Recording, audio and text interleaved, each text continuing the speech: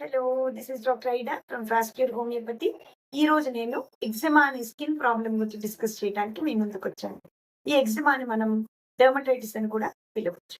తెలుగులో అయితే దీన్ని గజ్జి అని గాని, తామర అని గాని అంటూ ఉంటారు. ఈ ఎగ్జిమా అనేది ఎనీ ఏజ్ గ్రూప్‌లో మనం చూస్తూ ఉంటాం. Right from children to elderly people. చిన్న పిల్లల్లో నుంచి ఎల్డర్లీ పీపుల్ వరకు ఎవరికైనా రావచ్చు. ఈ ఎగ్జిమా యొక్క కాజెస్ నేను మీకు ముందు చెప్తాను.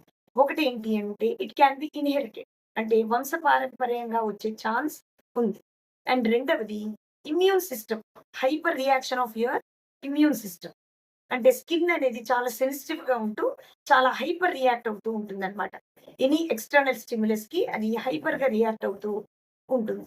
ఇది ఎగ్జిమాకి కారణాలనమాట. ఇప్పుడు ఎగ్జిమాలో ఉన్న ప్రధానమైన లక్షణాలు మీకు చెప్తాను. అదేంటి అంటే విపరీతమైన దురద. అన్‌కంట్రోలబుల్ ఇచ్చింగ్ అంటాం. అంటే కంట్రోల్ చేసుకోలేనంత సివియర్‌గా ఉంటుంది దురదనేది.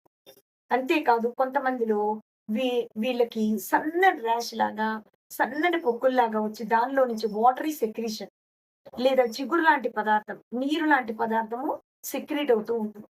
అంటే ఊజింగ్ అంటామనమాట దాన్ని. సో, ఇది ఎగ్జిమాలో ఉన్న ప్రధానమైన లక్షణం.